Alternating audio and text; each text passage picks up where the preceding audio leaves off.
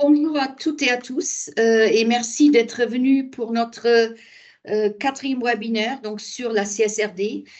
Donc cette fois-ci, je suis comme toujours, enfin presque toujours avec Nadji Goubi, qui est expert donc, en durabilité, normes ESG, etc., au cabinet Ethics Orseo. Et donc moi-même, je suis secrétaire nationale à la CFDT Cadre et je fais partie du comité de reporting sur la durabilité de l'autorité des normes comptables. Donc c'est une organisation qui est rattachée au ministère des Finances et qui travaille toujours sur toutes les modalités de mise en place de la CSRD. Et donc, cette fois-ci, c'est biodiversité, eau et ressources marines, économie et économie circulaire. Et on va faire un petit focus sur la sobriété, notamment par rapport à la norme de l'eau et par rapport à la norme sur l'économie circulaire. La biodiversité, on a regroupé les trois dernières normes ensemble. Parce qu'on a déjà parlé donc, de la première qui est donc le changement climatique et de la deuxième qui est la pollution par rapport à la stratégie et la deuxième donc pollution par rapport à la santé et sécurité au travail. Pour les trois qui suivent, la biodiversité, ça se met certainement plus dans la stratégie qu'autre chose. En revanche, eau et ressources marines et économie circulaire, on s'est dit que ça aussi, c'est quelque chose qui pourrait être lié à la sobriété, mais aussi à toute préoccupation environnementale plus globale, si par exemple il s'agit d'une entreprise qui s'occupe de la gestion des eaux ou de la gestion des déchets. Donc, le plan, c'est donc d'une part, on rappelle les normes ESRS et la transposition en droit français, parce que la dernière fois, on avait une ou deux questions là-dessus quand même. Ensuite, on parle biodiversité, donc on parle de la norme E4 avant la norme E3 et la norme E5. Donc, ce n'est pas tout à fait dans l'ordre des ESRS, mais peu importe. Et finalement, de la sobriété. Donc, et surtout les normes par rapport au dialogue social. Toujours, en fait, notre grille d'analyse, c'est vraiment le dialogue social, comment on pourra utiliser ces chiffres qui doivent être obligatoirement présentés donc, aux IRP, comment on peut les utiliser dans tout dialogue social, donc au niveau des CSE. Et là, je vous ai remis un slide sur le pacte vert parce qu'on se trouve bien dans le pacte vert qui est un peu plus global, mais dans la CSRD fournit pas mal de données. Et donc là, on a cette fois-ci plus précisément, on regarde le côté préserver et rétablir les écosystèmes et la biodiversité, mais aussi donc l'eau et le recyclage qui sont un petit peu dans toutes les autres normes qui sont ici, toutes les autres objectifs qui sont traités dans le pacte vert. Et toujours, hein, donc, ne laisser personne de côté et financer la transition, ce sont les deux items en bleu. Ne laisser personne de côté, ça parle bien sûr de dialogue social avant tout. Et donc, je remets aussi toujours ce slide-là pour qu'on sache où on se trouve. Donc, on a parlé des principes généraux des informations générales, tout en parlant aussi de la transposition plus précisément dans notre deuxième webinaire. On a parlé du changement climatique, on a parlé en relation avec la stratégie, on a parlé de la pollution en relation avec la santé au travail. Et bien maintenant, ce webinaire, ce sont les trois dernières normes E. Et on a aussi déjà parlé de la norme G par rapport au deuxième webinaire quand on a parlé des principes généraux et des informations générales. Donc, toujours pour rappel, le Code du travail donc, nous a donné des prérogatives au niveau économique, social et santé au travail, mais aussi au niveau écologique, la dimension environnementale est dedans. Ce n'est pas pour rien, c'est aussi parce que, en fait, à la fois les législateurs et l'économie tout entière a intérêt à avoir les employés de leur côté pour faire cette transition à la fois écologique, climatique, etc., qui est quand même aussi qui implique une restructuration assez importante de l'industrie. Et donc, il vaut mieux avoir les syndicats avec que contre. Et au niveau des centrales syndicales, ben, on est assez d'accord dans toutes les centrales syndicales, et bon, notamment la CFDT, que la transition écologique est quelque chose d'extrêmement important. Ceci étant, on peut aussi voir que parfois, les syndicats ne sont pas toujours convaincus parce qu'ils regardent plus l'emploi que l'écologie. On va dire donc que les CSE sont extrêmement impliqués dans la transition écologique. Ben, d'une part, par le Code du travail, il y a la loi climat et résilience qui introduit cette dimension environnementale dans les prérogatives du CSE et dans les 3 consultations récurrentes. Il y a l'accord national interprofessionnel, l'ANI, qui regarde donc les prérogatives existantes sous un angle extrêmement pédagogique. Je vous invite à chaque fois de le lire. Et puis finalement, la CSRD, la transposition de la CSRD nous donne aussi des prérogatives supplémentaires donc, pour discuter des chiffres précis CSRD, mais qui sont finalement la dimension environnementale. Mais à chaque fois, ben, je rappelle, en fait, ces données sont normalement au niveau consolidé et pas au niveau de l'entreprise. Donc ce sont des chiffres qui sont donnés au niveau de l'entreprise et pas pardon, au niveau consolidé et pas forcément au niveau de l'entreprise. Ça dépend. Si votre entreprise est directement, par exemple, concernée par la CSRD, à ce moment-là, les chiffres sont directement pertinents. Sinon, ça peut servir surtout de comparaison. Et quand il y a des changements significatifs, ben, vous pouvez demander des chiffres supplémentaires. Et donc, dans le cadre des consultations récurrentes, on a la situation économique et financière, les orientations stratégiques et la politique sociale. Et dans ces consultations, donc, on peut utiliser les métriques, par exemple, consommation d'eau, on va en parler, les politiques mises en œuvre pour gérer des incidences, des risques et opportunités, et tout ce qui est les grands plans de transition. Mais aussi ces plans de transition sont aussi évidemment utilisables dans les orientations stratégiques, où là aussi on va parler des cibles fixées et des incidences, des risques et des opportunités. Et dans la politique sociale, en fait, tout le but d'avoir ces chiffres sur les transitions, c'est aussi de regarder en amont s'il y a des enjeux pour l'emploi, pour le développement des compétences, le changement des compétences peut-être qui sont nécessaires, des enjeux donc pour la santé au travail, ce qu'on a vu la dernière fois, et toutes les politiques de sous-traitance qui sont traitées. Et les normes traitent du passé, du présent et du futur, parce qu'on a des indicateurs qui présentent donc ce qui s'est passé l'année dernière et les politiques mises en œuvre, notamment donc les plans de transition, et qui sont également quelque chose pour le futur, les plans de transition, plans d'adaptation. Et dans le présent, on a évidemment aussi tous les sujets de gouvernance. Donc, en fait, c'est un reporting qui est à la fois qui est dynamique, en fait, parce qu'il prend vraiment en compte toutes ces 3 dimensions, qui implique toute la chaîne de valeur et aussi des parties prenantes internes qui sont ici remplies de vert, donc les dirigeants, les collaborateurs, enfin employés, les syndicats, mais aussi les communautés ou clients, etc., qui sont externes, donc communautés locales, les pouvoirs publics, les clients, les fournisseurs et les actionnaires. Et enfin, la mise en œuvre, donc les entreprises qui sont soumises à la DPEF, donc où il y a déjà des données, sauf qui ne sont pas très, très comparables, c'est à partir de 2025, dans l'année prochaine, où il y a le premier rapport disponible. Ensuite, les entreprises qui sont vraiment couvertes par le changement en fait de scope de la CSRD, c'est à partir de 2026, donc sur les chiffres de 2025. Ensuite, sont concernés les PME cotées. Et finalement, à la fin, en 2028, on aura des chiffres également pour des succursales étrangères. Donc, c'est une chose qui est pas mal parce que normalement, c'était plutôt l'Europe qui était enfin, disons, l'Europe n'a pas toujours réussi à obliger, enfin, à rendre nos propres normes obligatoires ailleurs qu'en Europe. Donc là, c'est une très bonne chose qu'on ait aussi des données sur les sociétés étrangères, notamment quand on pense aux très grandes sociétés comme Microsoft et toutes ces sociétés-là. Voilà. Au niveau de l'introduction, on a fini. On va parler maintenant de la norme plus précisément de la biodiversité. Et donc là, la biodiversité traite forcément des limites planétaires.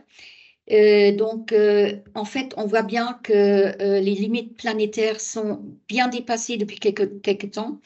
Et le progrès humain s'est fait en fait au détriment de la planète, de l'environnement. Il y a l'étalement urbain, l'artificialisation des sols, la massification des transports qui font que finalement 6 des 9 limites planétaires sont dépassées. Et donc, il faut vraiment agir par rapport à ces dépassements.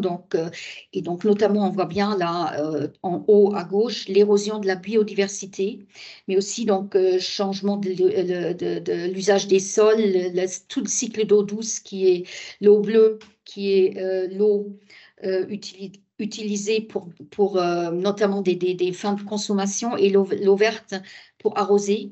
Et aussi donc l'excès dans les cultures, en fait, une surexploitation en fait des sols. Donc voilà, tout ça c'est déjà, et les pollutions chimiques, tout ça on a dépassé les limites. Il faut dire que concernant la concentration d'aérosols, on a réussi à lutter contre ça. Donc peut-être c'est pas totalement irréversible, mais il y a quand même pas mal de limites où c'est plutôt irréversible. Et on voit donc, au niveau de la perte de biodiversité, donc il y a 10 000 ans, il y avait vraiment enfin 1% d'humains, et tout le reste, c'était des animaux sauvages. Et aujourd'hui, donc, c'est plutôt les humains que enfin, les humains concernent les animaux d'élevage concerne la majorité des animaux. Les animaux sauvages sont réduits à 1% et le reste, ce sont des humains. Donc, il y a un vrai problème, quelque part, d'équité, en fait, en quelque sorte. Le slide sur la biodiversité s'appuie sur l'accord Kunming-Montréal, qui est le résultat d'un accord qui est destiné à guider l'action mondiale pour la nature jusqu'en 2030, qui a été signé en 2022 seulement. En fait, cette norme, elle prend un peu d'ampleur en ce moment. On en parle pas mal, hein. Les entreprises, il y a jusqu'à présent assez peu d'entreprises qui font du reporting sur la biodiversité. Ça va s'amplifier. Et en fait, l'accord Kunming, il indique qu'il y a vraiment un problème par rapport à la biodiversité. Il y a 25% des espèces des différents groupes d'animaux qui sont menacés, près d'1 million d'espèces. La biosphère, hein, subit des changements d'une grande ampleur, mais il est encore possible de la conserver. Et donc, d'où cette norme, d'où l'importance de cette norme. Et pour cette norme, l'interconnectivité est plus importante qu'avec les autres. En fait, c'est notamment celle avec donc l'économie circulaire et les ressources marines. Donc, c'est là où vraiment les normes interagissent ensemble.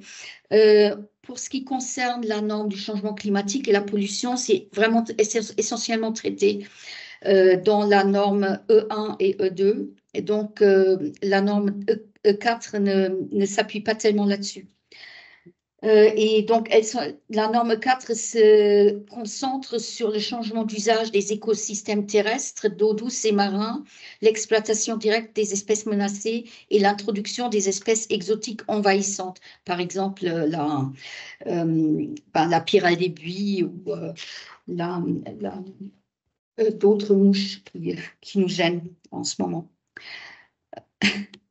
Pour compléter peut-être ce que tu dis, Ute, sur ce sujet-là, juste rappeler en fait que du coup, on le voit avec le fait que ce soit la COP15, c'est un processus de négociation au niveau international qui est un peu plus en retard, entre guillemets, dans la maturité par rapport à ce qu'on a observé, notamment sur le changement climatique, sur lesquels les discussions ont commencé bien avant. Mais l'objectif est globalement le même, puisque là où la COP 21 voilà, permettait de fixer un certain nombre d'objectifs donc sur le changement climatique à l'horizon 2050, notamment avec des engagements des pays de réduction des émissions de gaz à effet de serre. L'accord de Kunming-Montréal se veut le pendant de cette action-là sur le volet de la biodiversité, puisqu'il fixe un cadre d'objectifs à horizon 2030.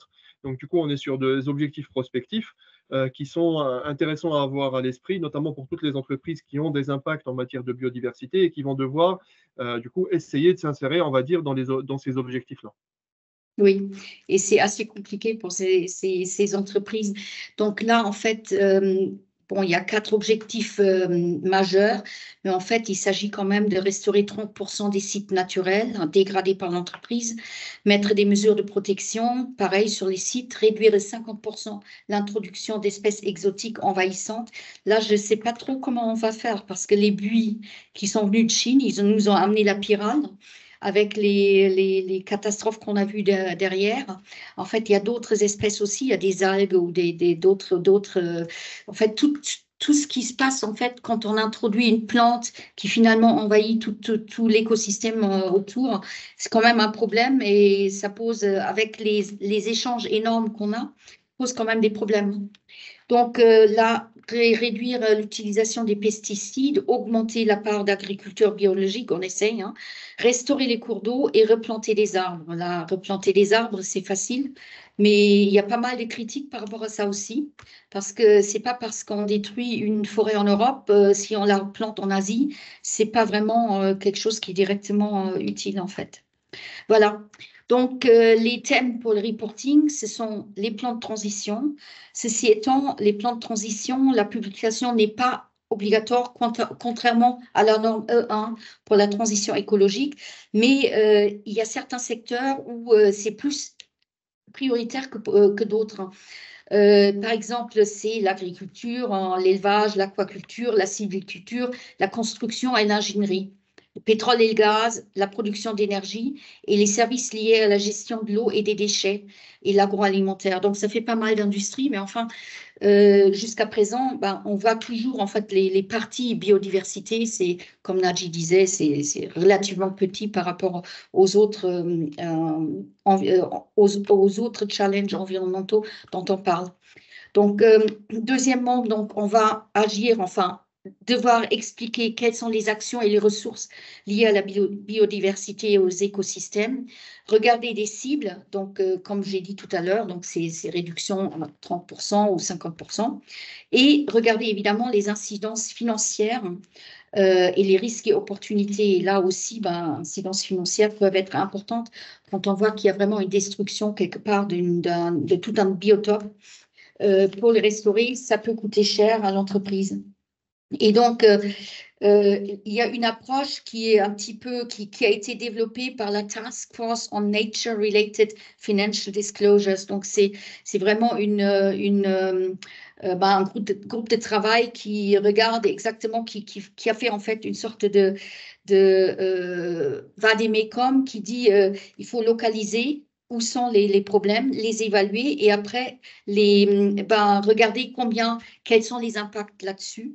Et donc, c'est l'approche LEAP, donc faire un saut en fait, si on traduit ça en français, et qui donne certaines indications comment faire, parce que cette norme est quand même assez complexe hein, et il y a, je pense, pas mal d'entreprises qui se posent en ce moment des questions sur comment faire pour expliquer cette biodiversité.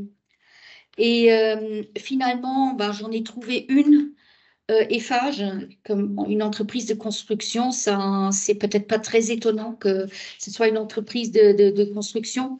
Donc, dans son premier axe, en fait, elle regarde déjà si elle accepte, enfin, si elle respecte bien la réglementation. Donc, ça, c'est le primordial, parce qu'en fait, il y a quand même beaucoup de réglementations environnementales.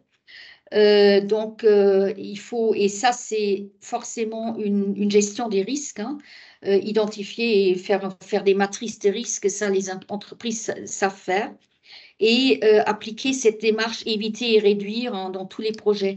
Et il se trouve, enfin, une entreprise de construction, ce ne sont pas uniquement des constructeurs de maisons, mais ils construisent aussi tout ce qui concerne le génie civil. Donc, c'est des ponts, des autoroutes, des routes, et partout. Donc, ce sont des constructions qui ont forcément un impact sur l'environnement. Par exemple, quand on met des piliers de béton dans un écosystème fluvial, ben, ça pose certains problèmes. Après, ils disent construire avec les vivants en apportant la valeur ajoutée. Alors là, par exemple, préserver la pleine terre et les éléments naturels qui favorisent la biodiversité et promouvoir des services écosystémiques de la nature. Il y a par exemple des campus d'entreprises qui ont des systèmes dans ce genre-là, par exemple avec de l'eau qui circule, qui s'auto-nettoie, avec des parties avec des maisons pour insectes, etc. Tout ça, ça paraît peut-être un petit peu anodin, mais en fait, si ça se fait un petit peu de façon systémique, ça peut aider. Bien que, bon, évidemment, on peut toujours voir des critiques. Et puis, restaurer des écosystèmes qui ont été dégradés, donc dépolluer les eaux, contribuer à la reconquête de la biodiversité, ça se fait aussi pas mal maintenant. On voit à Paris, par exemple, de nombreux chantiers où, au lieu de mettre une nouvelle maison, on met un jardin. Bon, et se transformer à travers une approche responsable. Donc, ça passe par former les équipes, être partie prenante dans la recherche et soutenir la restauration et mesurer l'empreinte. Donc, tout l'enjeu, en fait, de cette norme, c'est de mesurer justement cette empreinte. Et voilà, moi, j'ai terminé avec cette question et cette partie. Est-ce qu'il y a des questions dans la salle?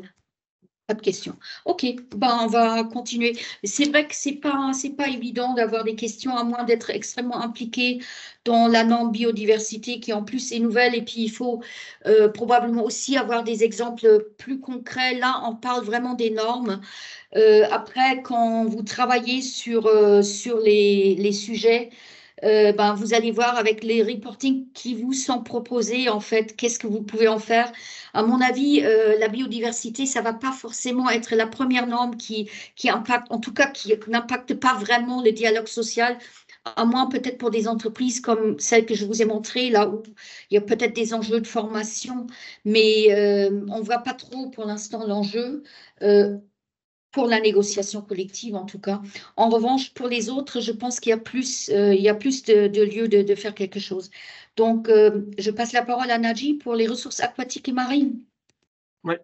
Donc, sur les ressources aquatiques et marines, déjà, on souhaitait rappeler, comme l'a fait Wouteux un peu sur la partie précédente, en fait, que on va dire le reporting CSRD ne tombe pas du ciel. Ça, c'est quelque chose qu'il faut avoir en tête, puisque globalement, en fait, l'idée, c'est de faire un reporting qui soit conforme avec l'ensemble des textes réglementaires qui existent en la matière et qui datent, pour certains, depuis plusieurs années. On voit que sur le sujet de l'eau, notamment, il y a une directive cadre sur l'eau qui a été émise dès l'an 2000 sur le sujet pour protéger toutes les formes d'eau, qu'elles soient de surface ou souterraines, restaurer des écosystèmes, la réduction de la pollution des masses d'eau et la garantie d'utilisation durable de l'eau.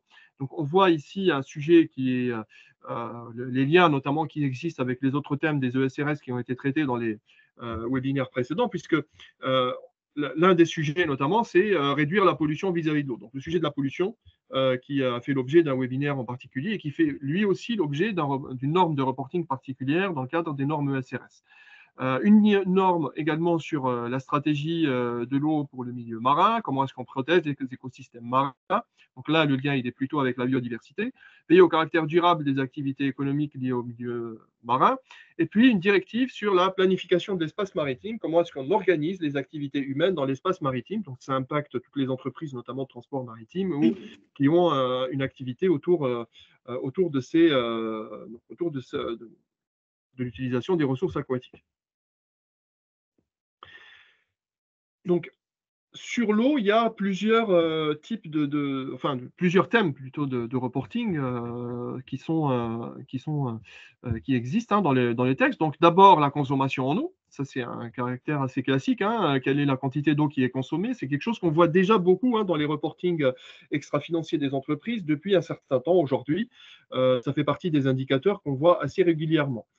Chose qu'on voit moins souvent, c'est toutes les informations autour du prélèvement d'eau. Il y a eu notamment quelques articles qui sont sortis assez récemment, je crois la semaine dernière de mémoire, notamment dans les échos, qui parlaient justement de l'évolution de la consommation d'eau en France et qui aurait, en tout cas, baissé l'année dernière, donc moins sur le secteur industriel notamment. Et l'une des questions posées puisque cette baisse-là est assez inédite par rapport à une évolution qui était plutôt haussière les dernières années, à un rythme lent, mais certes, mais en tout cas, là, on est sur une évolution beaucoup plus forte au cours de l'exercice 2023, même si les chiffres n'étaient pas définitifs, et se poser la question de savoir si la baisse était liée à une véritable économie en termes de consommation d'eau, ou est-ce qu'il y avait aujourd'hui plus de prélèvements d'eau sur des nappes phréatiques, par exemple, ou sur l'utilisation de pluie, avec pas forcément toujours les autorisations nécessaires. Donc il y a un vrai sujet autour justement de l'utilisation des ressources en eau qui existent, notamment les ressources en eau souterraines, dont l'utilisation est bien entendu réglementée. Troisième sujet, et pas des moindres, c'est celui de la pollution, lien avec la pollution, hein, c'est celui du rejet des eaux. Sous deux aspects, rejet des eaux et rejet des eaux dans les océans. Donc ça, c'est forcément très important. Comment est-ce qu'on s'assure que les entreprises ne polluent pas l'environnement aquatique, parce que ça a quand même des impacts sur la biodiversité, sur les espèces poissonneuses qui peuvent vivre dans le milieu aquatique. Comment est-ce qu'on s'assure que les rejets sont relativement limités, ou alors que les eaux qu'on rejette éventuellement sont traitées suffisamment pour permettre, on va dire, de limiter de manière la plus efficace possible le niveau de pollution qui est constaté. Et puis, dernier thème, extraction et utilisation des ressources marines. On le sait, on le reverra après quand on parlera justement notamment des questions de sobriété. On est sur des ressources qui sont finies. Aujourd'hui, les ressources de la planète Terre ne sont pas illimitées, et donc il y a une utilisation à voir qui doit être raisonnée de manière à permettre une utilisation la plus permettant, on va dire, le renouvellement de cette ressource dans le temps. Donc c'est un sujet qui est un sujet majeur, et donc les entreprises doivent prendre la mesure de ce thème-là pour voilà, mettre en place des stratégies d'utilisation les plus efficaces possibles de ces ressources. Donc, une fois qu'on a dit ça, derrière, en matière sur ces différents thèmes, hein, la question qui se pose, c'est comment est-ce que ça peut éventuellement impacter voilà, quels sont quelques éléments de réflexion pour avoir en matière de dialogue social en la matière. Quand on parle de réduction de la consommation d'eau, il y a plusieurs manières de faire. Déjà, est-ce que l'entreprise utilise par exemple de nouvelles technologies? Je pense notamment au secteur industriel qui va par exemple faire ramener voilà, du matériel ayant une plus grande efficacité en matière d'utilisation de ressources aquatiques, potentiellement la capacité à utiliser des eaux recyclées.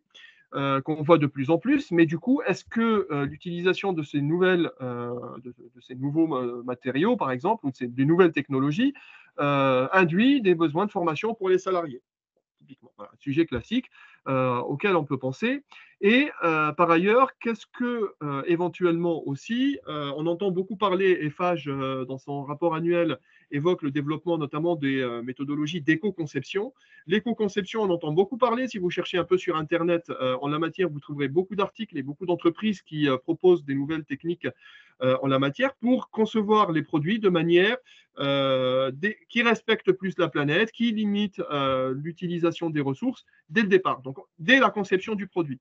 Mais à ce moment-là, est-ce que l'utilisation de ces produits-là ne va pas avoir un impact sur les conditions de travail des salariés? Est-ce qu'il y a besoin de précautions particulières en matière d'utilisation, etc.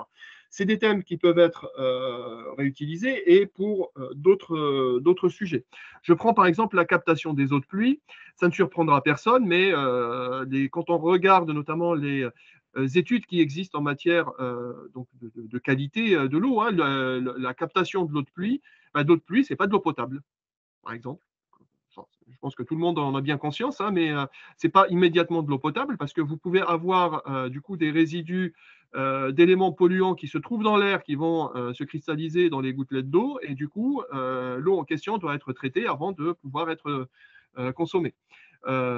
Les polluants qu'on peut trouver dans l'eau peuvent avoir aussi des implications et des conséquences, par exemple cutanées, hein, sur la peau. Donc potentiellement l'utilisation de protections particulières en termes de gants, éventuellement si on a une forte utilisation de ce type de ressources-là. Des choses auxquelles on ne pense pas forcément au départ, mais qui peuvent malgré tout avoir un intérêt d'un point de vue, en tout cas, protection de la santé des salariés, quand on regarde en tout cas dans la pratique.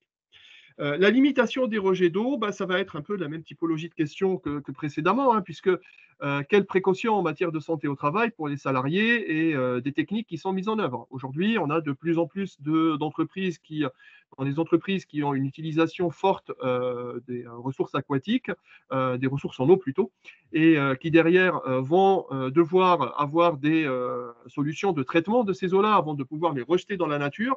Eh bien, ça nécessite d'avoir un matériel spécifique, ça nécessite d'avoir des processus particuliers, des équipes qui soient formées sur le sujet, et puis des précautions aussi en termes d'utilisation, puisque le traitement des eaux va nécessiter lui-même un certain nombre d'autres produits pour le traitement qui peuvent également, du coup, avoir des implications pour les salariés en matière de santé à travail.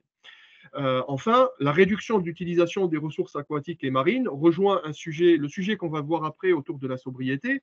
Voilà, du coup, comment est-ce qu'on fait la manière dont qu'utilise l'entreprise pour faire ces modifications, que ce soit en matière de modification organisationnelle, d'utilisation de nouvelles techniques, de nouvelles technologies ou d'impact, voilà, tout cela, ça a potentiellement des implications qui peuvent faire l'objet aussi du coup de questionnement par le CSE, d'autant plus que, on le redit, à chaque fois, l'introduction d'une nouvelle technologie, c'est aussi une opportunité de consultation pour le CSE autour de ces thèmes-là, qui vont venir à l'avenir. Et comme on l'a vu, il y a un caractère très prospectif, notamment maintenant avec des objectifs fixés dans le cadre de la COP 15 à l'horizon 2030, voire 2050 en matière de protection justement de la biodiversité, etc. Donc il y a un vrai côté prospectif qui fait que c'est aussi des thèmes à avoir en tête dans les orientations stratégiques au-delà du réchauffement climatique qu'on avait déjà évoqué par le passé. D'ailleurs, en fait, quand tu parles, par exemple, transition technologique ou de santé au travail, en fait, c'est complètement normal qu'on soit consulté là-dessus. On n'a même pas besoin d'avoir le volet environnemental dans la loi, a priori, parce que ce sont de toute façon des consultations qui étaient déjà obligatoires avant. Simplement, on a changé un petit peu le droit du travail pour mentionner que c'est lié aussi au changement climatique. Mais en réalité, ce sont des consultations anciennes, hein. Oui, les consultations, effectivement, sur la situation économique et financière, sur la stratégie, sur les orientations stratégiques, de même que toutes les autres consultations, existent depuis très longtemps. La nouveauté, c'est surtout que la loi de 2021, donc la loi climat et résilience qui est sortie en août 2021, a rajouté en fait la dimension environnementale officiellement dans les travaux dans les prérogatives du CSE. Certains CSE s'étaient déjà saisis de ce sujet-là avant. Alors souvent, on le voyait assez régulièrement au sein des comités de groupe. Mais maintenant, la différence, c'est que c'est inscrit dans les textes directement. Il y a une obligation pour les entreprises, en tout cas, de communiquer sur l'impact environnemental. Alors, je caricature à peine, mais souvent, dans les projets, par facilité, on va avoir une entreprise qui va dire il n'y a pas d'impact environnemental, le projet n'a pas d'impact environnemental ou autre, de manière assez sibylline, sans forcément beaucoup développer. C'est là où, du coup, il y a matière à re-questionner un peu dans le détail ces affirmations qui méritent effectivement d'être reprécisées avec des questionnements précis. Je prends l'exemple notamment d'un dossier récent sur lequel on a travaillé où c'était dans le secteur bancaire où il revoyait complètement la chaîne d'entrée en relation avec les clients et la chaîne d'entrée en relation avec l'achat de nouveaux logiciels, etc. Sauf que l'utilisation d'un logiciel, ça va mobiliser des ressources informatiques. Les ressources informatiques en question, ça nécessite une consommation énergétique, la consommation énergétique n'étant pas neutre en matière environnementale. Donc dire qu'il n'y a pas d'impact environnemental, c'est un raccourci qui est beaucoup trop rapide. Il faut voir quelles sont les ressources nécessaires, on va dire, au fonctionnement de l'outil et en fonction de ça, voir par rapport à la situation d'avant s'il y a un impact ou pas. Donc De toute façon, maintenant, avec la CSRD, c'est bouclé. De toute façon, les entreprises auront les données pour rapporter sur le côté environnemental, donc forcément. Tout à fait. Et donc, pour reboucler un peu sur ces sujets, donc là, sur les thématiques qu'on aborde à cette page-là, c'est un peu les mêmes problématiques qu'on évoquait avant, hein. Donc, c'est rappeler que d'un point de vue social, il y a toujours des enjeux de formation, il y a toujours des enjeux en matière de sécurité des salariés, mais chose sur laquelle on pense moins, parce que c'est quelque chose sur lequel on avait déjà insisté dans les précédents webinaires, il y a aussi parfois des opportunités qui sont liées au changement climatique, et je pense notamment au développement de nouveaux emplois. Le rapport d'EFAGE est assez intéressant en la matière parce qu'il parle notamment du développement d'une nouvelle activité qui est le génie écologique. Branche du génie civil, hein, axée autour justement du développement, du développement vert. Comment est-ce qu'on fait en sorte que les projets qu'on développe aient un impact le plus neutre possible sur l'environnement? C'est quelque chose qui nécessite des compétences particulières sur lesquelles il faut investir. Donc, soit on va aller chercher les compétences à l'extérieur, soit on forme aussi les salariés en la matière. Et donc, on voit qu'il y a quand même un potentiel de développement. Et c'est intéressant, du coup, dans une consultation, à notre sens, stratégie, d'aller regarder ces nouveaux métiers, quel volume d'emploi ça va représenter, et puis du coup, comment est-ce que derrière, on peut éventuellement accompagner des salariés en interne pour monter sur ce type de sujet, d'autant qu'on le voit aujourd'hui, hein, il y a une très forte appétence, notamment chez les jeunes, par rapport à ce sujet-là environnementaux, je dis bien environnementaux au sens large, hein, pas seulement changement climatique, d'avoir un impact positif, et donc c'est un point qui est quand même d'attractivité assez important. Ça oui, mais il y aura aussi plein de jobs de reporting qui vont utiliser l'intelligence artificielle qu'il faut bien vendre. Et j'ai vu un Oui. webinaire, on l'a bien fait, et je crains que les gens déchantent un peu. On pourrait presque un jour faire un webinaire là-dessus, mais bon, fais le slide suivant. Oui. D'accord. Ah oui, c'est. Je rebondis par rapport à ce que tu viens de dire sur l'intelligence artificielle, juste hein, pour quelques rappels sur ChatGPT. ChatGPT qui consomme quand même beaucoup d'énergie, hein, donc qu'une ville de 50 000 habitants. Et en matière de requêtes, une requête de ChatGPT, c'est quand même un demi-litre d'eau Eh pour le ben, refroidissement. Voilà. hmm. Donc, c'est bien l'intelligence artificielle de la développer, mais ensuite, il ne faut pas aussi oublier les impacts environnementaux que ça peut avoir. Donc, du coup, typiquement, dans toutes les entreprises qui du coup, développent ce type de projet et qui, notamment, éventuellement, les présentent à leur CSE, hein, ne jamais oublier aussi de demander l'impact environnemental de ces nouvelles technologies qui, pour le coup, ne sont pas du tout neutres en matière environnementale. Et donc, Oui. ouais. Il y a déjà des études aussi par rapport à tous les nouveaux logiciels qui sont utilisés pour justement gérer l'énergie et qui eux-mêmes dépensent beaucoup d'énergie, comme tu dis, en effet. Voilà. Et Oui. donc, pour finir sur cette partie sur la gestion de l'eau, on a mis un exemple, il y en a plein d'autres, hein, sur l'entreprise Veolia. Donc, on voit ici, ça c'est un reporting qui est, avant c'est SRD, puisque je rappelle que, comme le disait Outeux en introduction, la CSRD, les premiers reportings pour les plus grandes entreprises, c'est l'année prochaine, hein, sur les données de cette année. Donc, pour le moment, on n'est pas encore dans ce jeu-là, mais c'est juste pour donner une indication un peu de là où on va. Et on voit que ici, en termes d'objectifs, il y a un certain nombre d'indicateurs sur lesquels ils communiquent. Aujourd'hui, moins que ce qui est demandé par les textes, hein, mais c'est déjà intéressant comme information, puisqu'on a notamment des données sur le taux de rendement des réseaux potables, hein, avec une donnée à exercice 2023, avec l'objectif qui était assigné. C'est un point de transparence qui est assez important, puisque, comme le disait Outeux aussi, l'objectif des nouvelles normes, c'est d'avoir passé, présent, futur, donc avoir un côté rétrospectif, mais avoir aussi des projections sur les prochaines années avec un objectif à atteindre. Alors là, on voit qu'ils ont juste mis l'objectif de l'année et le réalisé pour voir s'ils étaient en ligne ou pas. Demain, au plus de cet objectif-là, éventuellement, sur lesquels les entreprises pourront toujours continuer à communiquer, il y aura potentiellement aussi un objectif à 2030 de dire voilà où est-ce qu'on tend. On tend à ce que ce soit inférieur ou égal ou supérieur ou égal à 70%, etc. Les volumes d'eau réutilisés à partir d'eau collectée et traitée. Donc là, c'est éventuellement la collecte d'eau de pluie, c'est les eaux qu'on a recyclées, qu'on a réutilisées dans le cadre du processus de production. C'est quelque chose qui se développe beaucoup aujourd'hui. il y a un certain nombre d'industries qui sont très fortement consommatrices en eau. Et donc, le fait de pouvoir réutiliser l'eau en circuit fermé après l'avoir traitée, bah, c'est autant d'eau en moins qu'on va utiliser dans l'espace naturel. Ça nécessite effectivement la mise en place de processus particuliers, mais aussi, voilà, derrière, ça a quand même des implications aussi économiques pour l'entreprise, puisque derrière, ça fait moins aussi de factures d'eau à la fin. Le taux de déploiement des diagnostics sur les sites à fort enjeu stress hydrique, etc. Donc, il y a quand même aujourd'hui un minimum d'informations. Demain, il faut s'attendre à ce que ces informations-là s'étendent et deviennent de plus en plus détaillées sur ce thème-là.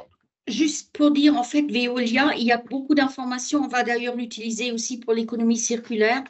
Il y a beaucoup d'informations parce qu'en fait, c'est l'objet même de l'entreprise Veolia et de traiter l'eau et de gérer les déchets. Donc, forcément, là, il y a beaucoup de choses. Mais par exemple, pour une banque, enfin, les traitements d'eau, c'est pas vraiment un sujet majeur ou les services, pas forcément vraiment un sujet majeur. Mm. Voilà. Alors, Pour si on l'eau. continue sur le sujet du coup de l'économie circulaire, l'économie circulaire, parce qu'on a déjà, c'est quoi l'économie circulaire? L'économie circulaire, c'est essayer de faire en sorte de minimiser au maximum la quantité de déchets produits. Donc, on va maximiser l'utilisation des matières premières qu'on va avoir, et ensuite, on va essayer de réinjecter finalement une partie des déchets, on va dire, du processus initial de production dans le cadre du circuit de production. C'est ce qu'on voit ici. Donc, ça implique une évolution de l'ensemble de la chaîne de valeur, puisque dans la conception du produit, on va intégrer le fait qu'on va utiliser des produits recyclés, des déchets recyclés, etc. Ça nécessite aussi la collecte de ces déchets, un traitement de ces derniers, etc. Donc, il y a tout un écosystème qui va se développer autour de l'économie circulaire. Donc, au-delà de ça, si on regarde derrière les objectifs qui sont assignés à ça d'un point de vue environnemental, hein, c'est ce qu'on met voilà, ici, c'est d'abord ralentir l'utilisation des ressources naturelles. Je rappelle, les ressources de la planète ne sont pas infinies, elles sont finies. Il y a une limite à l'utilisation de ces ressources-là. On réduit la perturbation des paysages et des habitats, puisqu'on va les prélever dans la nature, hein, ces ressources. La contribution à la limite de la perte de la biodiversité, la réduction des émissions de gaz à effet de serre et la réduction de la quantité de déchets. Donc on voit avec ces objectifs-là d'économie circulaire qu'on est en fait en plein dans l'ensemble des thèmes de reporting qu'on a vus jusqu'à maintenant dans la série des webinaires, en fait. Hein. Puisque ça touche l'ensemble des thèmes qu'on a abordés, du réchauffement climatique à l'utilisation des ressources. Et donc, pour donner quelques exemples, hein, pour les secteurs consommateurs de ressources, ça va être par exemple le matériel électronique et informatique, avec l'allongement de la durée d'utilisation des biens, la gestion des déchets, la réutilisation du matériel. On sait que les industries électroniques et informatiques sont très consommatrices de terres rares, telles que le lithium, qui sont pas forcément très présents dans la nature. Il y a les ressources sont assez limitées et concentrées dans certains pays. Donc, pouvoir réutiliser les ressources existantes du matériel obsolète constitue un enjeu majeur derrière de souveraineté et puis d'utilisation durable des ressources. Les batteries des véhicules, dont il faut accroître la durabilité, puisqu'on se dirige de plus en plus vers les véhicules électriques, les emballages, réduction du suremballage, etc. Voilà, pour donner quelques exemples d'éléments sur lesquels voilà, on peut éventuellement agir. Donc tout ça, c'est dans le cadre notamment du plan d'action européen pour l'économie circulaire, qui, du coup, est bien entendu l'un des éléments qui a servi à la réflexion de la norme autour de ces questions-là. Et donc, si on se dit quels sont les thèmes de reporting relatifs à l'économie circulaire, il y a trois sujets. Le premier, c'est les ressources entrantes. Le second, c'est les ressources sortantes. Et le dernier, c'est les déchets. Donc, on reboucle un peu sur la chaîne de valeur qu'on a évoquée tout à l'heure. Hein. Comment faire en sorte que dans les ressources entrantes, il y ait de plus de ressources recyclées possibles? Les ressources sortantes, comment faire en sorte qu'il y ait le moins de déchets possible? Et puis derrière, de toute façon, il y aura des déchets. Comment est-ce qu'on fait pour gérer ces déchets? Donc, c'est un peu les trois questions auxquelles on cherche à répondre. Et donc, si on peut avancer dans la présentation de 2 slides, voilà, puisque celle-là, je viens de la faire à l'instant. Ouais. Donc, pour reprendre sur ces thèmes-là, hein, ce qu'on voit ici, c'est que globalement, sur ces thèmes, il y a, comme je le disais précédemment, hein, il n'y a pas de véritable nouveauté. Les thèmes sont à peu près les mêmes, puisqu'on est sur des méthodes d'éco-conception, le développement de l'éco-conception qui induit éventuellement une modification de la typologie des intrants qu'on va utiliser. Si les matières premières qu'on utilise ne sont pas forcément compatibles avec justement une réutilisation plusieurs fois, à ce moment-là, réfléchir dans le processus de production à utiliser de nouveaux types de ressources, de nouveaux types de ressources. Ces ressources-là qui sont éventuellement réutilisables vont peut-être nécessiter l'utilisation de précautions particulières, etc., etc. Donc les mêmes réflexes en matière de santé au travail qu'on a évoqués. En matière de ressources sortantes, quelles sont les conséquences, par exemple, de l'allongement de l'utilisation de la durée de vie d'un produit sur l'activité prévisionnelle et sur l'emploi? Donc ça, dans une entreprise qui produit, par exemple, du matériel électronique, en supposant que les usines se trouvent en France, si les gens gardent leur téléphone 4 ans au lieu de 2 ans, ça veut dire que je vais vendre moins de téléphones. Et à ce moment-là, comment est-ce que je fais pour faire vivre mon entreprise? Est-ce que je vais faire plus d'exportation? Est-ce que je vais me diversifier? Voilà, comment est-ce qu'on va faire pour gérer par rapport à ça? Un autre sujet qui se pose à ce moment-là, en lien avec le même thème, pour l'entreprise qui garde les produits plus longtemps, je pense à nouveau au téléphone, mais aussi aux ordinateurs. Si je les utilise pendant une période plus longue, comment est-ce que je garantis la sécurité informatique du matériel? Au bout d'un moment, on le voit de plus en plus aujourd'hui, une forme d'obsolescence programmée, c'est de faire en sorte que les logiciels ne soient plus maintenus au bout de 2 ans, 3 ans. Si je veux l'utiliser 5 ans, comment est-ce que je fais en sorte que la sécurité informatique du matériel que j'utilise soit encore assurée au bout de cette période si je n'ai plus la garantie du constructeur en la matière? Donc il y a de vrais sujets autour de ça. Voilà, c'est bien de vouloir faire dans la sobriété, c'est bien de vouloir faire dans l'allongement, vouloir allonger la durée de vie des produits, mais encore faut-il pouvoir le faire, etc.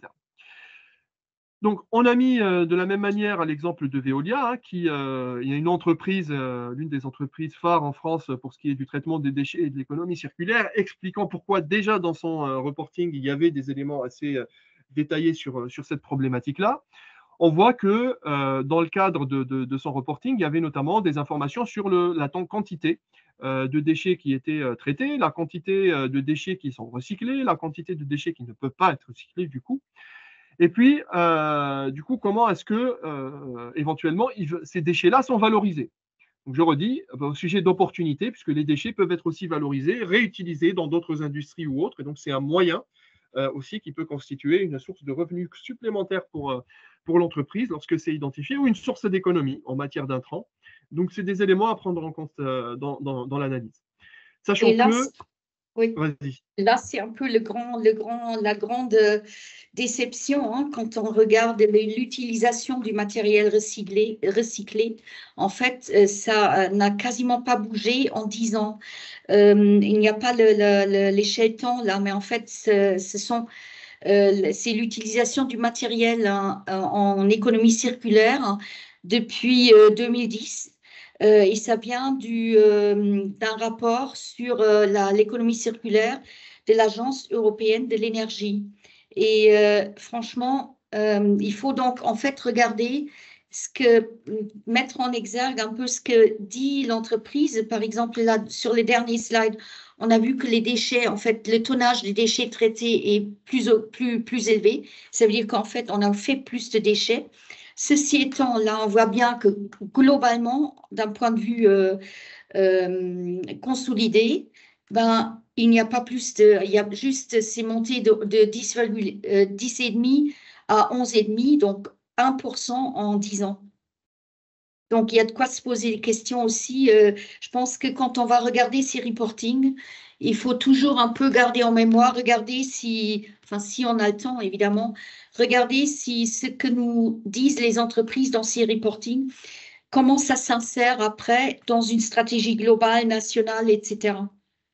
Parce que c'est pareil avec l'énergie. En fait, l'énergie, on a bien vu avec tous les présentations de Jean-Louis ici, c'est qu'il dit finalement, il n'y a pas une substitution d'une énergie verte par une énergie, d'énergie polluante par une énergie verte, mais en fait, il y a juste de plus en plus d'énergie qui sont utilisées, ce qui veut dire que la consommation globale a toujours augmenté. Et là, ben pareil, en fait, on voit bien que le taux de recyclage n'est pas à la page de ce qu'on pourrait espérer avec tout le battage médiatique qui est fait autour. Mm. Voilà. Et la dernière, ça montre un peu aussi qu'est-ce qu'on peut réparer par rapport aux différents produits. Ça vient du même rapport. Donc, il y a la page web qui est indiquée. L'Agence européenne pour l'énergie, elle produit pas mal de rapports dans ce sens-là. Elle a produit aussi un rapport sur où on en est par rapport à toute la pollution, etc. Et à l'énergie. Donc, ce sont des données européennes. Il y a également un eurobaromètre qui donne des statistiques par rapport à la fois l'Union européenne et comment se situe la France par rapport à ça. Donc, ce sont quand même des choses assez intéressantes qui permettent aussi, ben, après, de vraiment questionner ce rapport. Encore faut-il avoir le temps et la passion pour le faire, hein, parce que Mm. c'est vrai que là, on va être submergé avec enfin, on est déjà submergé avec des données sur Ouais. des PEF, en fait, et bah, comment faire pour... on peut pas tout traiter forcément. Il va falloir se limiter sur certaines choses, mais ce sont un peu des pistes qu'on voulait vous transmettre, sachant que dans l'ANI, il y a énormément de pistes aussi, et je pense qu'on n'aura pas le temps de tout traiter, comme d'habitude, hein. Mm. De Nadji, je te laisse parler des Ouais. plans de sobriété. Alors pour finir, on souhaitait parler effectivement des plans de sobriété parce qu'il y avait, à notre sens, une vraie capacité d'action sur le sujet. Et puis c'est un sujet qui vient régulièrement sur la table quand on parle de ces sujets environnementaux avec les équipes qu'on accompagne. Il y a en tout cas un juste équilibre à trouver dans l'utilisation des ressources. Donc j'ai repris ici un graphique qui illustre la théorie du donut que j'aime bien. Puisque dans la théorie du donut, en fait, l'idée, c'est de dire que l'espace de vie de l'humanité, il tient à un équilibre assez précaire quelque part, hein, puisqu'on voit en dessous d'un certain niveau, on ne consomme pas suffisamment de ressources pour nous permettre d'avoir le minimum, on va dire, nécessaire pour vivre dans des conditions correctes, hein. Donc c'est l'idée aussi véhiculée par la CFDT autour de la transition juste et équitable pour tous. Et de l'autre côté, on va avoir une utilisation beaucoup trop importante des ressources qui va au-delà de ce qui est nécessaire pour l'humanité et qui, du coup, va induire notamment un dépassement des limites planétaires. En fait, on a un espace qui se trouve au milieu qui permet d'avoir une utilisation raisonnée des ressources et qui est à l'origine, finalement, de toutes les démarches de sobriété. Donc, c'est dans les années 70 hein, que les premières réflexions autour justement de l'existence de ces limites en matière de ressources ont été évoquées, avec le rapport Meadows en 1972 ou encore en 1947 le rapport Brundtland qui disent en gros, pour faire court, la planète a des ressources limitées et ce n'est pas illimité. Donc, on ne peut pas, avec un modèle classique de croissance, aller avec une croissance à l'infini, puisqu'il n'y a pas suffisamment de ressources pour faire de la croissance à l'infini. C'est aussi simple que ça. Et donc, du coup, le GIEC consacre pour la première fois un chapitre complet à cette notion de sobriété en 2022 en disant que il y a urgence finalement à réfléchir sous le volet sobriété parce que on ne peut plus continuer à croître de la même manière. Il n'y a pas suffisamment de ressources au niveau de la planète pour ça. Sachant que ce n'est pas que le sujet de l'énergie, puisqu'on parle beaucoup de sobriété énergétique. Beaucoup d'entreprises ont mis en place donc des stratégies de sobriété énergétique, notamment avec la crise énergétique qu'on a eue en France suite notamment à la guerre en Ukraine et aux tensions qu'on a eues en termes d'approvisionnement électrique. Mais il n'en reste pas moins que la sobriété, ça ne s'arrête pas là. Puisque la sobriété, il y a plusieurs types de sobriété hein, quand on regarde les différentes notions existantes. On en a quatre principales hein, qui sont assez faciles à comprendre. D'un côté, la sobriété structurelle, c'est comment est-ce que je mets en place une organisation qui favorise une moindre consommation de ressources. Ça, c'est vraiment au niveau macro de l'entreprise. Hein. La sobriété dimensionnelle, c'est la question du dimensionnement du produit ou du service aux besoins réels. Quelque chose qui est assez parlante en matière, c'est la course à l'échalote qu'on a tous avec les téléphones portables, qui sont de plus en plus coûteux et chers, dont les processeurs sont de plus en plus puissants et qui sont capables de faire à peu près la même chose qu'un ordinateur et que 80% de la population utilise pour téléphoner uniquement ou pour consulter les réseaux sociaux. On voit bien qu'on a ici une utilisation des outils finalement qui sont surdimensionnés en termes de capacité par rapport à l'utilisation réelle qu'on en a. le même téléphone d'il y a quelques années fait exactement la même chose avec répond aux mêmes besoins. Alors peut-être un peu plus lentement, mais il répond aux mêmes besoins. Donc il y a une question de dimensionnement des produits par rapport aux services réels. Il y a une question de sobriété d'usage. Derrière, une fois qu'on a un produit qui est dimensionné avec notre besoin, c'est est-ce qu'on l'utilise efficacement ou pas. Et puis, à ce qu'on appelle la sobriété de conviviale, qui induit la réduction de la consommation par la mutualisation et le partage, qui peut être une bonne idée, mais pas toujours. C'est-à-dire que typiquement, il y a eu des études qui sont sorties assez récemment sur les fameuses trottinettes électriques existantes qu'on peut trouver en libre service et qui pointent justement le fait que ces dernières soient pas forcément plutôt les intrants ou les matières premières utilisées dans leur production ne sont pas forcément plus durables par rapport à celles qu'on peut avoir à titre personnel. Ou alors le fait que l'utilisation des personnes, de certaines personnes en tout cas, ne soit pas aussi soigneuse que si c'était quelque chose qui leur appartenait, ce qui fait que le produit est moins durable. Et donc, in fine, par rapport à une utilisation à titre personnel, finalement, c'est peut-être pas aussi durable que ça. Donc, il y a un vrai sujet de réflexion autour de où est-ce qu'on met la barre, sachant que les leviers pour faire de la sobriété, il y en a 3. Hein. Consommer moins, on achète moins de choses parce qu'on n'en a pas besoin. Consommer de manière plus efficace lorsqu'on achète et consommer autrement. Donc, consommer autre chose que ce qu'on fait habituellement. Donc, on a cité quelques thèmes sur lesquels il y a des sujets de sobriété. Ce n'est pas les seuls. Hein. La sobriété, ça peut être sur la consommation d'eau, ça peut être sur le numérique, ça peut être sur l'énergie, mais ça peut être aussi sur les plans de mobilité. Hein. Ce sont quelques exemples sur lesquels on peut agir et sur lesquels on a mis quelques thèmes de questions qu'on pouvait poser. Donc, typiquement sur le numérique, j'ai déjà donné l'exemple tout à l'heure. Hein, dans quelle mesure l'extension de la durée d'utilisation du matériel IT génère-t-elle un risque opérationnel en matière de sécurité informatique, par exemple? Dans quelle mesure cela génère-t-il un risque de perte de compétences ou d'employabilité? Puisque si on utilise du matériel un peu plus obsolète plus longtemps, ça veut dire potentiellement qu'on n'utilise pas les dernières versions de logiciels. Donc, on est sur des effectifs qui n'ont pas suivi l'évolution des dernières technologies. Est-ce que c'est problématique ou pas?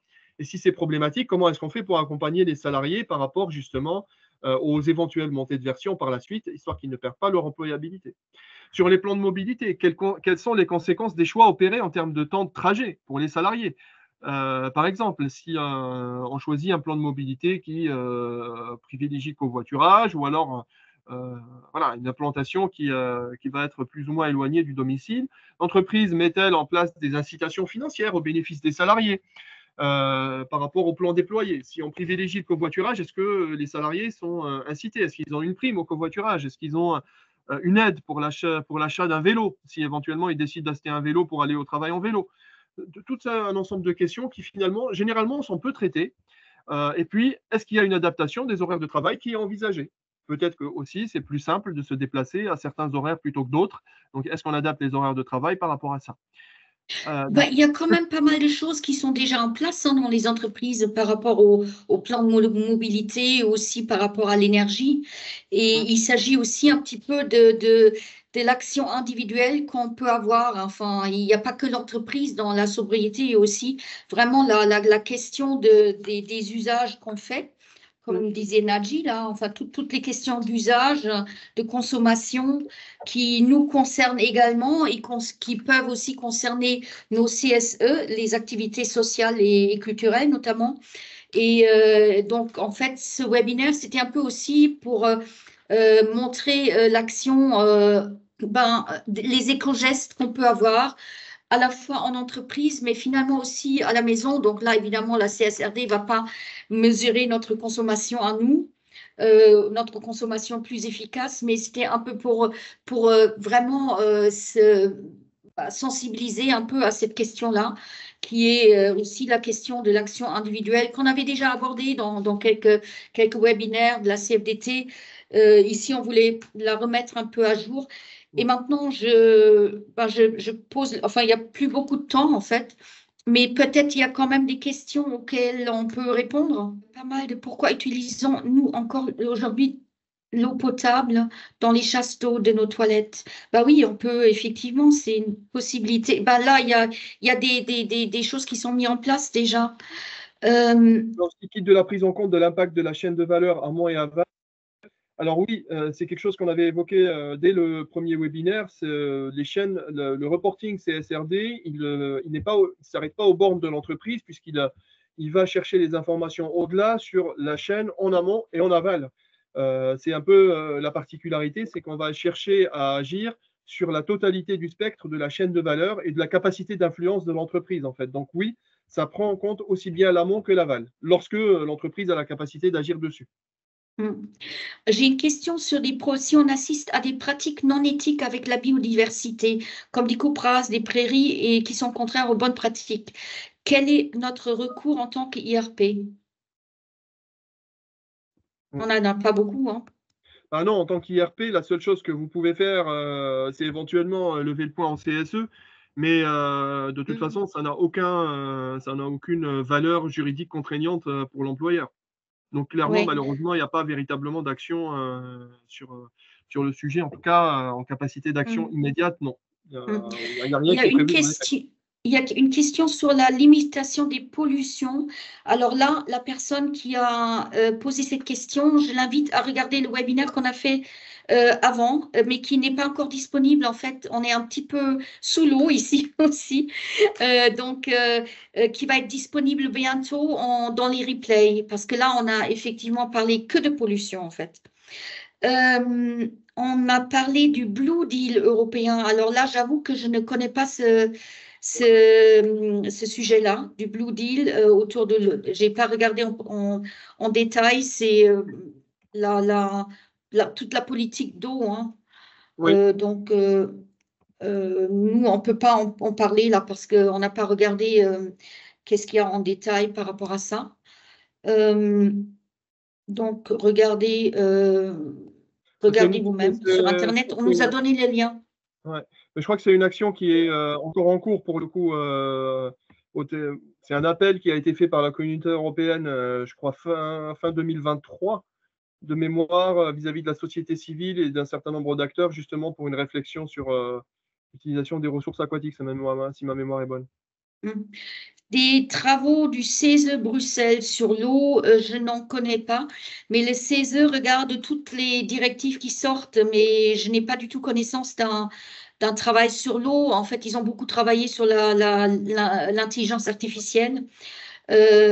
Franchement, je ne sais pas, parce que ce serait peut-être dans les directives environnementales, mais en fait, pour tout cela, je vous invite à regarder peut-être.